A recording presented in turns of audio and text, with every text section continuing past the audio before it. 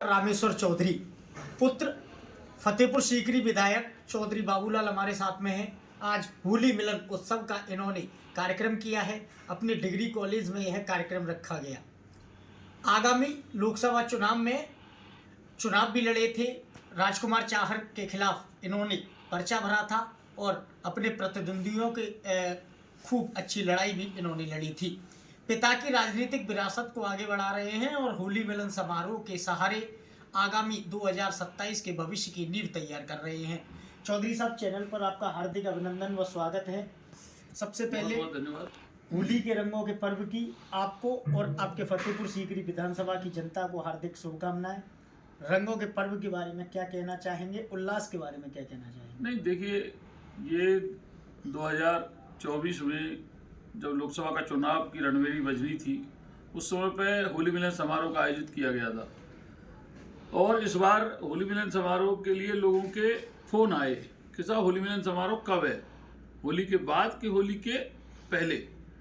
तो उसको देखते हुए पिताजी से विचार विमर्श हुआ और उन्होंने कहा कि होली के बाद ही अब संभव हो पाएगा।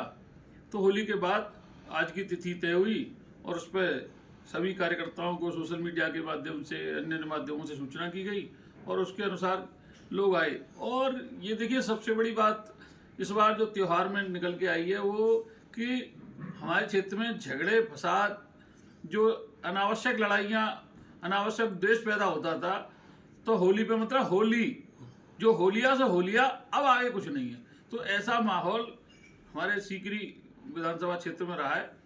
और लोगों को आज माननीय विधायक जी ने, चूँकि उनके नाती का एक बड़ा कार्यक्रम यहाँ 7 जिलों की दावत हुई थी, उसके लिए उन्होंने सबका धन्यवाद भी किया कि आपने इतना बड़ा आयोजन किया और उस आयोजन की कमान कार्यकर्ताओं ने मजबूती के साथ बखूबी निभाई और कुर्सी पर, मेज पर बिठाकर लोगों को ठीक से भोजन कराया और प्रसाद का लोगों ने आनंद लिया। तो उसके लिए माननीय विधायक जी ने सबका धन्यवाद किया कि आप जैसे कार्यकर्ताओं की वजह से ही ये सब संभव है। चौधरी साहब, पिताजी की उम्र लगातार बढ़ती जा रही है। 2027 निकट आ रहा है।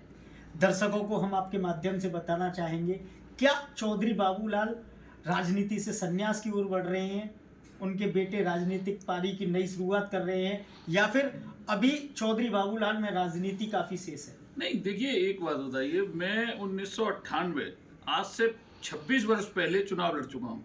तो राजनीतिक में इंट्रोड्यूस होना या राजनीति में मेरा कोई वो होना, ये कोई वैसी बात नहीं है। मैं 98 में लोकसभा का चुनाव लड़ा था और लगभग 21,000 वोटों से मैं चुनाव हारा, निर्दलीय, जब मेरा ताला चाबी चुनाव चिन्ह हुआ करता था। और तब आगरा लोकसभा सीट थी, फतेहपुर सीकरी नहीं थी। फतेहपुर सीकरी अस्तित्व में आई 2009 में, उससे पहले मैं चुनाव लड़ चुका हूँ। 99 में मैं मथुरा लोकसभा चुनाव लड़ा।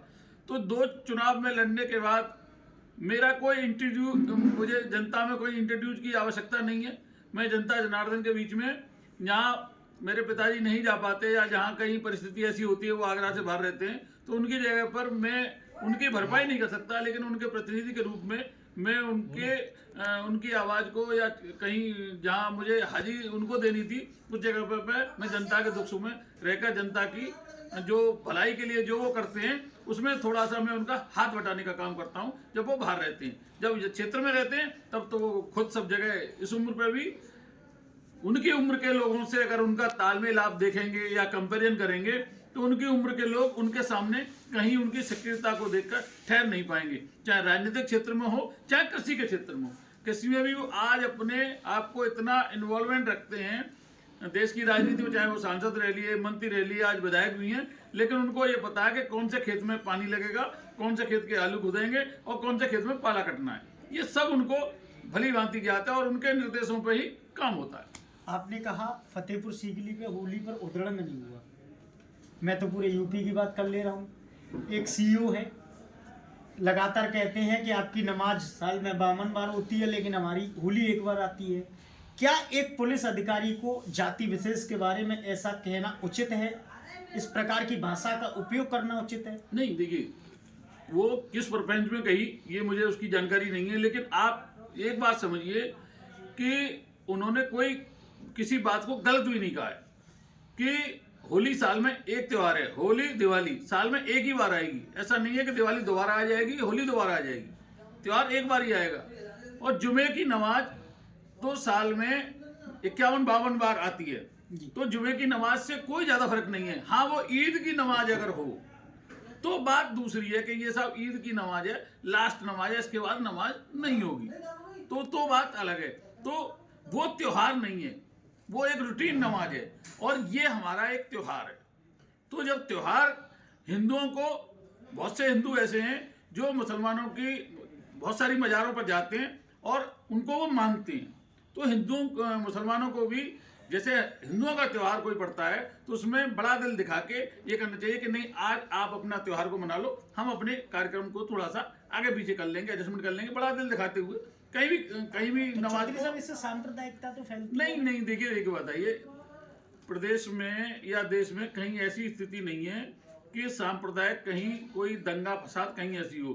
कुछ लोग भड़काने की कोशिश करते हैं, कुछ कहीं कोई घटना हो जाती है, दुर्घटना हो जाती है तो उसको कंट्रोल में ही। लेकिन पूर्व की सरकारों में आप देखेंगे तो वो लगातार 4 दिन, 6 दिन, 10 दिन, 15 दिन एक डिस्ट्रिक्ट में कर्फ्यू हुआ करता था और वो कर्फ्यू लंबा चलता था।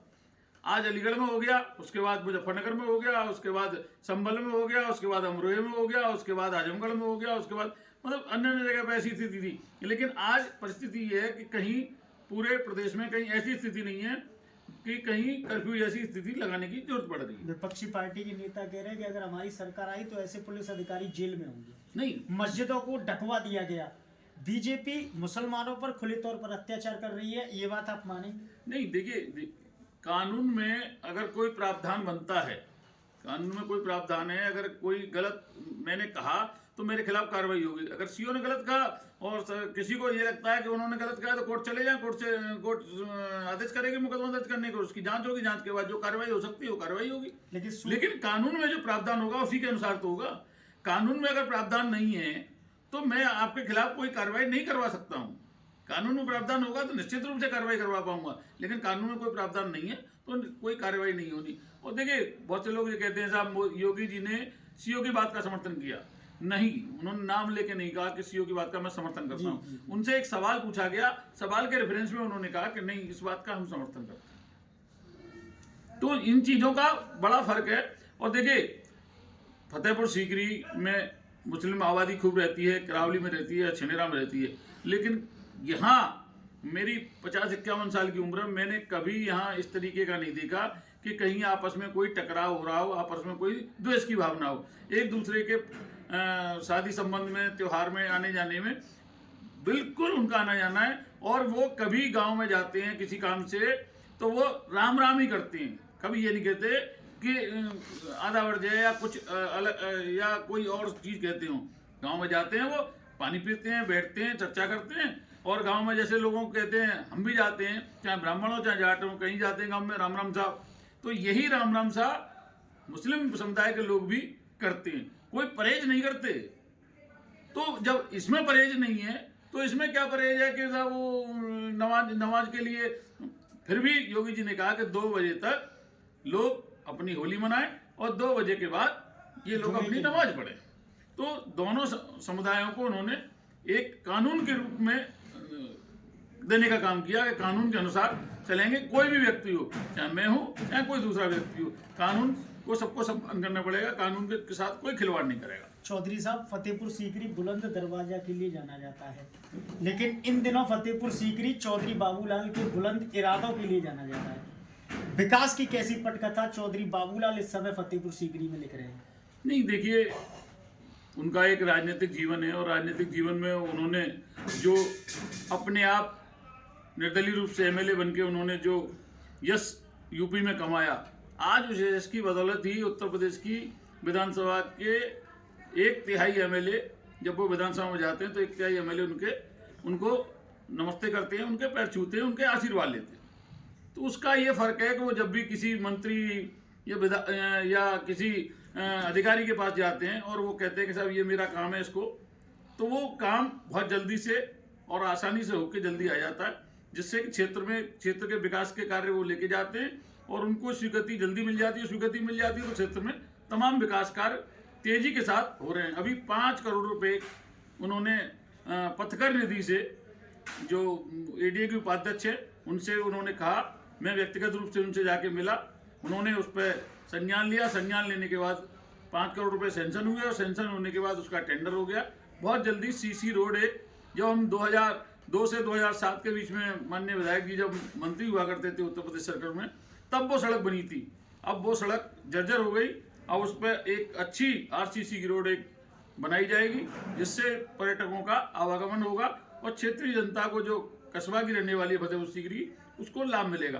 तो 5 करोड़ की, 18 करोड़ की, 22 करोड़ की, इस तरीके की सड़कें जो व्यक्ति लेके आएगा, सरकार से पैसा लेके आएगा और क्षेत्र में काम कराएगा, तो जनता ये कहती है कि ये बाबूलाल का काम है, ये बाबूलाल का काम है। तो जब विकास जो व्यक्ति कराएगा उसका नाम तो होना है, आज नहीं कल, आज भी होगा और कल भी होगा।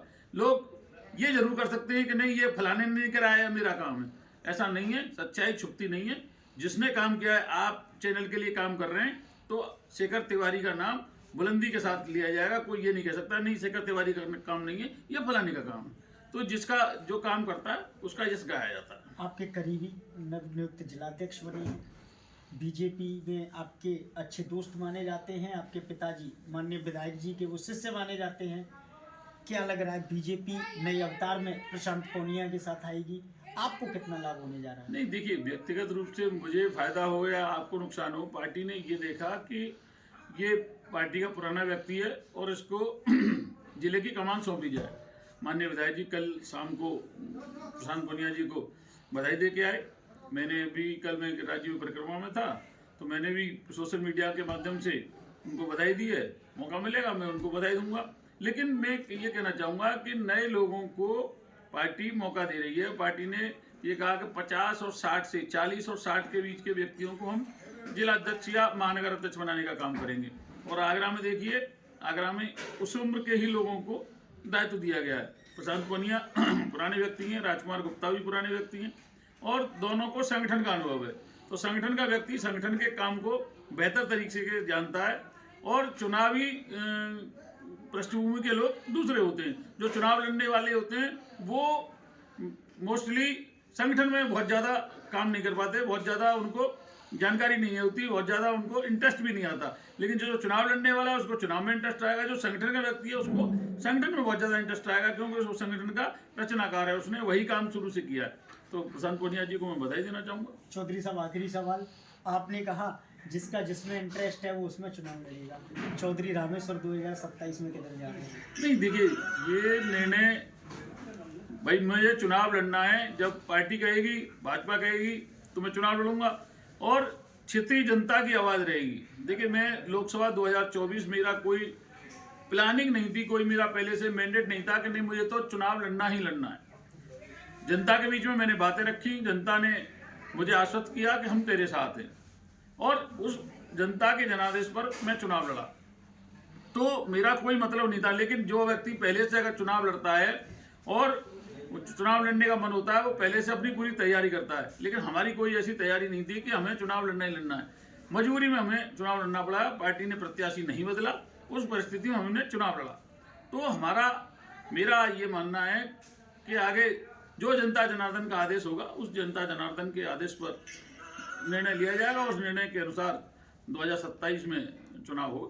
मतलब चुनाव लड़ने का पूरा मन है? चुनाव लड़ने के लिए जब लोकसभा चुनाव हारे और कार्यकर्ताओं का धन्यवाद माननीय विधायक जी ने दिया, तो उसी दिन उन्होंने कह दिया था कि हम चुनाव लड़ेंगे। जिसको भी आखिरी कुश्ती है, उन्होंने कहा जैसे आखिरी कुश्ती पे कोई भी पहलवान आके हाथ मिलाए, चुनाव लड़ेंगे। जो प्रत्याशी आए, जो इसका जो मन हो, वो जो कहे कि साहब मुझे तो लड़ना ही लड़ना है या मुझे मौका नहीं दिया गया, वो अपनी तैयारी करे और हम तो चुनाव लड़ेंगे। तो चुनाव लड़ने के लिए 2027 जनता जनार्दन का जैसा आदेश होगा, जनता जनार्दन के निर्णय पे ही हमारा निर्णय टिका है और जनता जनार्दन के आदेश का हमने हमेशा पालन किया, आगे भी पालन करेंगे। दूरदर्शन पर एक कार्यक्रम आता था रामायण, उसमें पंक्ति थी, राम भक्त ले चला रे राम की निशानी। वह पंक्ति फतेहपुर सीकरी विधानसभा में 2027 में देखने को मिल सकती है कि रामेश्वर ले चला रे फतेहपुर सीकरी की निशानी। पिताजी की विरासत को लगातार आगे बढ़ा रहे हैं डॉक्टर रामेश्वर चौधरी हमारे साथ में थे। इन्होंने बताया कि जिस प्रकार जनता ने आशीर्वाद देकर 2024 में मुझे चुनाव का मौका दिया, अगर जनता चाहेगी तो मैं 2027 में जनता के आशीर्वाद से पुनः उनकी सेवा के लिए उनके साथ मैं खड़ा रहूँगा। नए जिलाध्यक्ष को बधाई देते हुए उन्होंने कहा कि प्रशांत पौनिया एक कद्दावर नेता है और भाजपा के पुराने नेता माने जाते हैं। भाजपा ने उन पर भरोसा जताया है तो यकीनन ही भाजपा को उनसे लाभ होगा। अपने साथी के साथ शेखर पंडित, आगरा।